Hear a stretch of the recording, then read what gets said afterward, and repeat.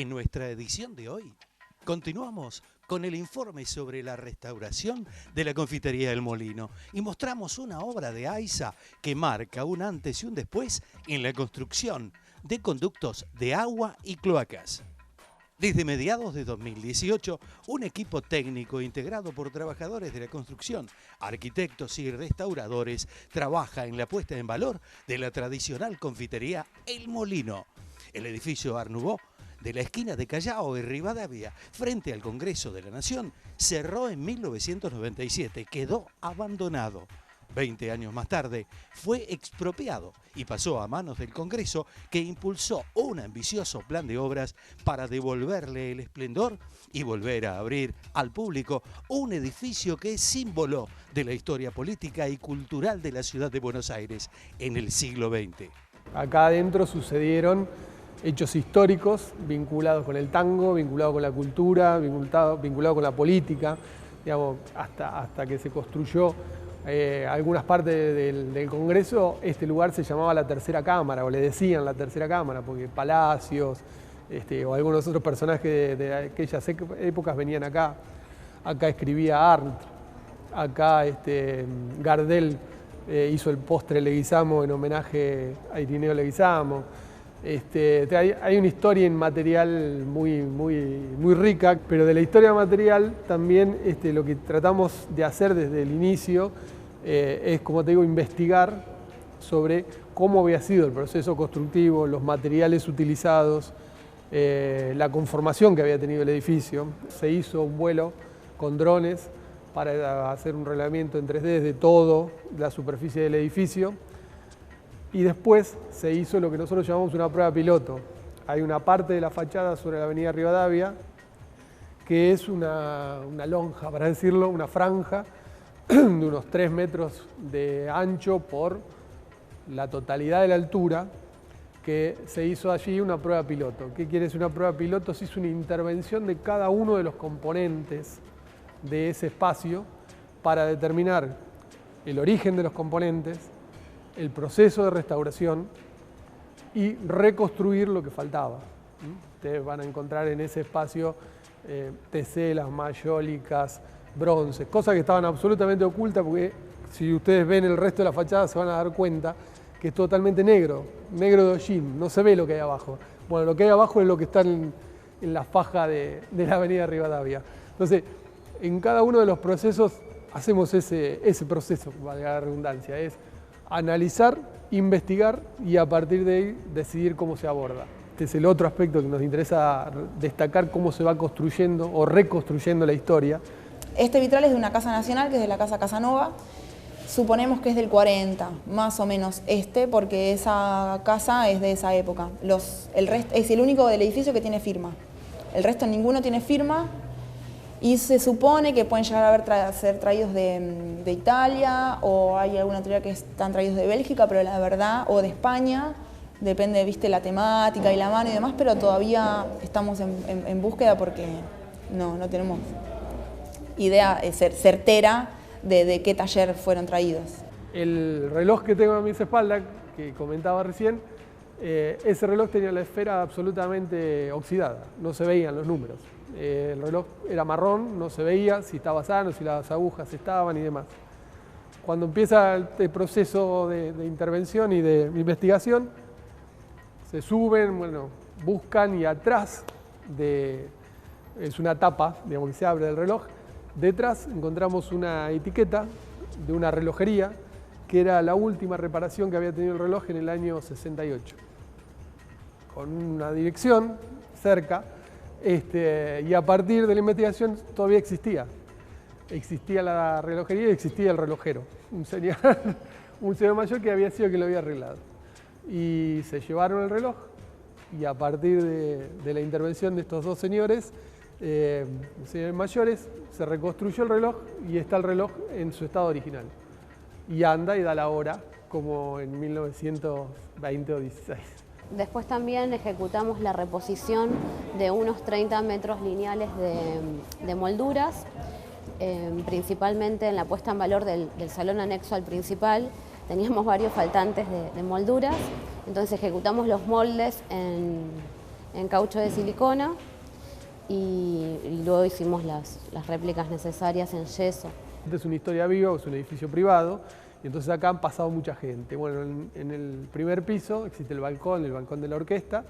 El balcón estaba totalmente desarmado, para decirlo de alguna manera. La baranda estaba pintada con esmalte de un color, no tenía el pasamano superior, no existía. En el centro tenía una chapa que no se sabía que había ahí. Las maderas no estaban, se habían llevado partes de madera y de los bronces. Entonces, cuando hicimos el proceso de reconstrucción del balcón, empezamos a reconstruir. Bueno, naturalmente el pasamano era natural que tuviera un pasamano de bronce. Bueno, se reconstruyó. Pero en el centro, esta chapa que comento, en la roseta, nadie sabía qué había ahí y nadie podía dilucidar qué había ahí. Cuando abrimos en una de las oportunidades, creo que fue el año pasado en la Noche de los Museos, una señora que vino con unas fotografías de un cumpleaños de la década del 50. Justamente en ese cumpleaños, en una foto, enfocaba ese balcón y se veía que en ese lugar había una roseta de bronce, que es la que ahora van a ver colocada. Es una roseta de bronce como fue una roseta original. Para estos talleres contamos también con asesoría externa de distintos profesionales. Estamos trabajando en conjunto con el equipo de vitralistas de la Cámara de Diputados y estamos siendo asesorados por María Paula Farina Ruiz, que es, digamos, la asesora externa del equipo de restauradores estables de Diputados y del Molino. El proceso de contratación de las obras, hoy las que están en marcha, son la reconstrucción integral de la fachada, la reconstrucción integral de la cúpula, la impermeabilización de la cubierta y la consolidación estructural de la totalidad de los subsuelos. Pero, próximos días, en el próximo mes, tenemos la restauración del acceso de ascensor de la zona de Callao, que hoy no tenemos movilidad vertical, por lo tanto ese es un tema. La recuperación de un salón emblemático que era el Salón Versalles, que es el salón paralelo al salón grande y principal, que está absolutamente intervenido porque fue el último utilizado en la década de los 90 con un espíritu de fiestas privada, con lo cual tiene una reconstrucción, que sí la van a ver más parecida a una UAT que al salón señorial, pero que es igual al otro. Entonces, a partir de la semana que viene vamos a empezar la reconstrucción de ese salón a su estado original. La instalación de los servicios, otro gran problema. Es un edificio que por las características que tiene hay que ser muy cuidadoso en lo que es la provisión del servicio eléctrico y el servicio de gas. Trabajando con las empresas concesionarias, ese es un proceso de obra que estamos iniciando en el próximo mes. Y todo lo que tiene que ver con refrigeración y calefacción, que es otro de los grandes temas, porque también por ser un edificio histórico y por la forma en que hay que intervenir para poder dotarlo de esos servicios, estamos trabajando en un relevamiento que estamos terminando con la Universidad Tecnológica y a posteriori vamos a encarar ese proceso. La ley en eso establece que la confitería tiene que recuperar su esencia histórica, o sea, la confitería hablamos de esta planta, el subsuelo, que era la zona de producción, más allá que ahora no sea zona de producción, pero hay que integrarlo en esa concesión, y el salón de primer piso. Eso naturalmente va a tener un proceso de concesión y algún concesionario privado que va a explotarlo, que esperamos que sea a la brevedad. El resto del edificio, la ley habla de dedicarlo a aspectos culturales y a un museo de sitio. Pero como te comentaba, el resto del edificio es muy grande, y además tiene un grado de intervención distinto. Hay espacios del edificio que han sido muy descuidados, muy intervenidos y en algunos casos hasta derruidos, y hay otros lugares que están bien conservados. Con lo cual todavía todo ese aspecto de esos espacios va a necesitar un poquito más de tiempo.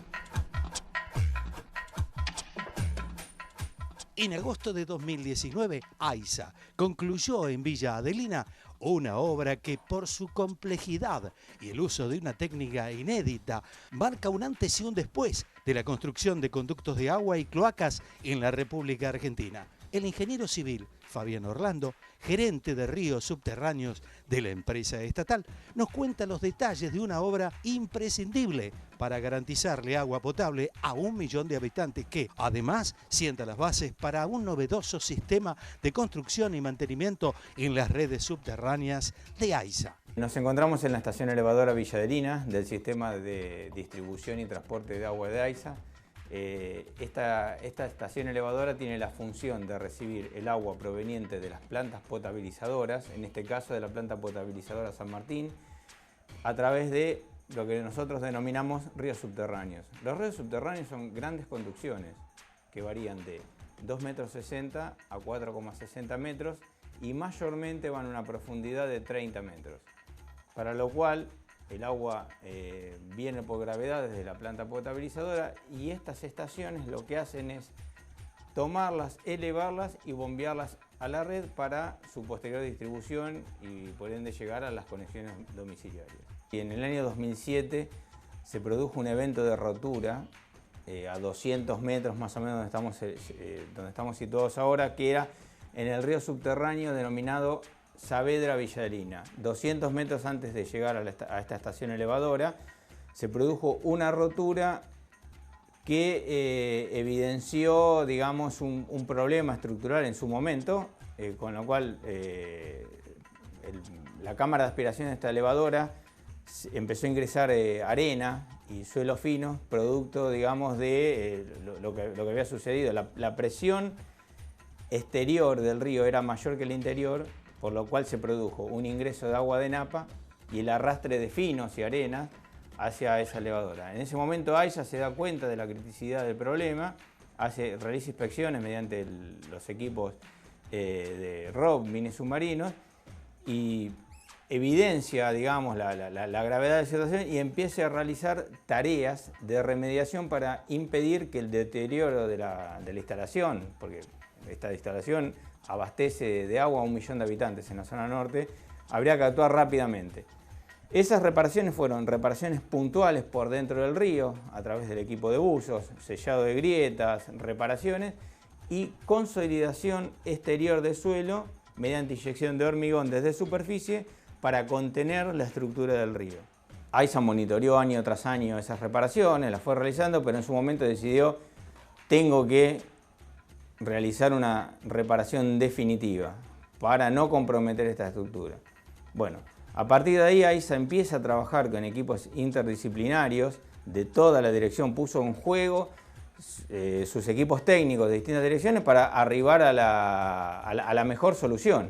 Y mientras tanto, como era una reparación definitiva, había que sacar esta elevadora del servicio. Por ende, había 1 millón de habitantes que no se podían dejar de suministrarle agua. Empezó a pensar un sistema alternativo.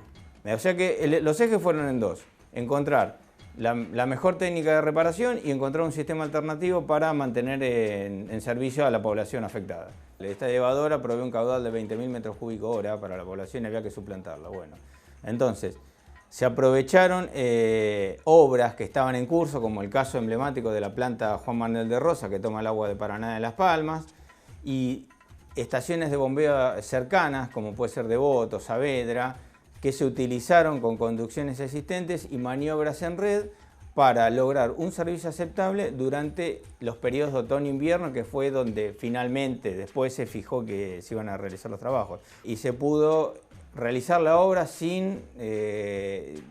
manteniendo el sistema de agua potable. Eso fue bastante novedoso e interesante, ¿no? Que se hizo esta obra en servicio, digamos, ¿no? Sin cortarle el agua a nadie. Primeramente se debió encontrar la técnica. Se pensó en un principio vaciar el río para tratarlo como una obra, un relining, un revestimiento de una obra común, pero vaciar el río significaba aumentar el riesgo de colapso todavía, porque iba a seguir ingresando agua de napa, iba a seguir lavándose el suelo, el río se quedó sin sustento, básicamente. Empezó a trabajar como una viga y es un caño de hormigón simple. El hormigón simple no resiste tensiones de tracción, entonces eso todavía iba a incrementar el riesgo. Por lo tanto, no se podía vaciar el río.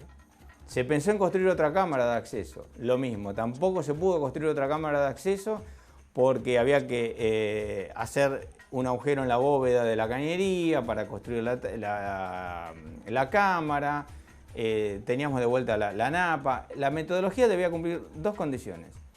No se podía vaciar el río y había que utilizar la única cámara existente que teníamos, que la tenemos acá, justo acá en la esquina.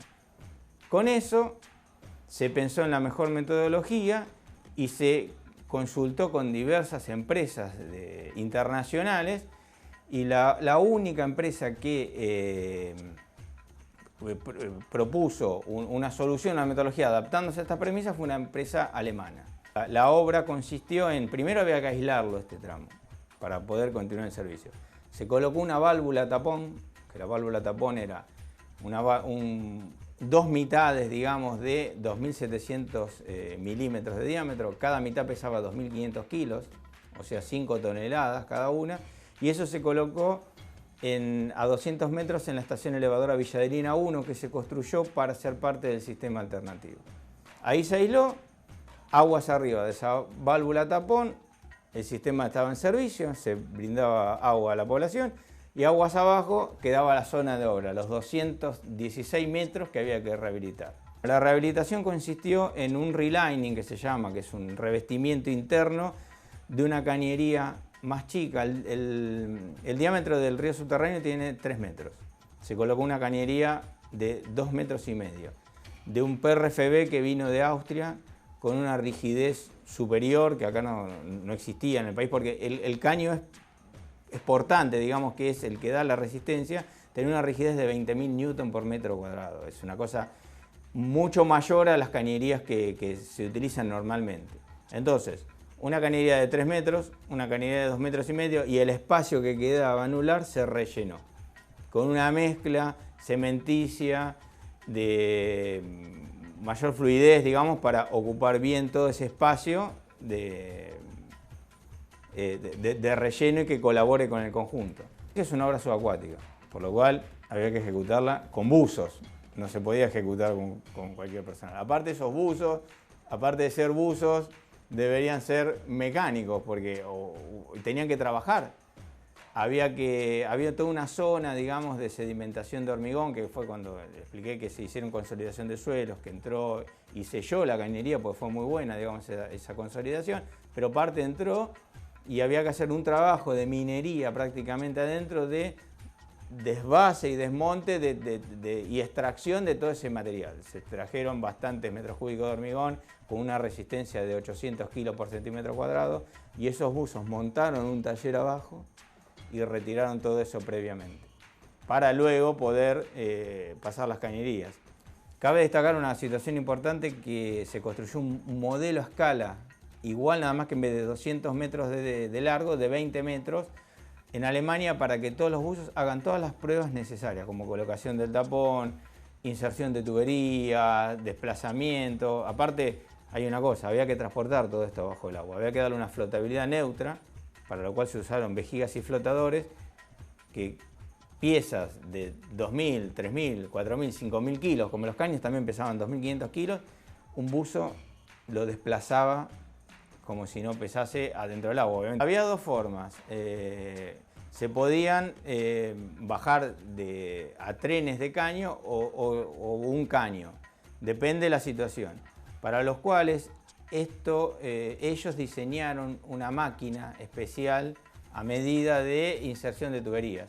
Era una máquina con pistones, la diseñaron de Alemania, la trajeron, que lo que hacía era, una vez que los caños se iban trasladando, esa máquina los traccionaba y los unía, digamos, para la junta.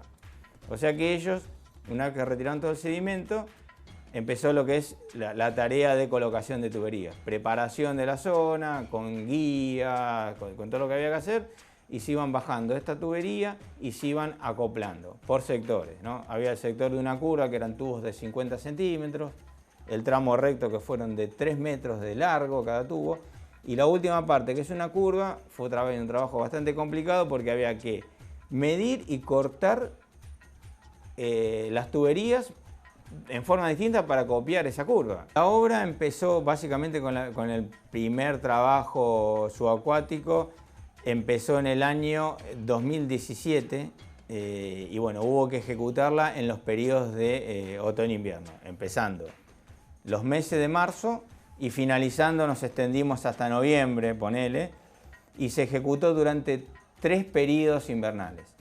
Y la obra finalizó, se libró al servicio, a fin de julio del 2019 terminó y ya al 10 de agosto se le dijo a la elevadora y a la dirección de agua que ya disponían de la instalación. No era necesario trabajar en los meses de otoño-invierno porque es cuando menor consumo de agua potable tenés.